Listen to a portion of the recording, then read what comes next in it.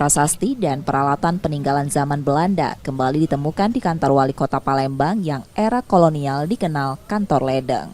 Pemerintah kota Palembang mengungkapkan ditemukannya prasasti membuktikan jika Palembang merupakan salah satu kota besar dan modern saat kolonial Belanda. Rencananya pemerintah kota akan menjadikan area penemuan prasasti sebagai destinasi wisata baru agar masyarakat bisa mengabadikannya. Selain itu, prasasti dan peralatan kuno yang ditemukan akan diamankan dan direvitalisasi Pemkot. Ini juga akan kita siapkan tempat-tempat yang karena kita amankan terlebih dahulu, baru kita kemudian kurasi dan insya Allah akan direvitalisasi untuk dipastikan seluruh tamu wisatawan warga Kota Palembang bisa menikmati dan bisa belajar budaya.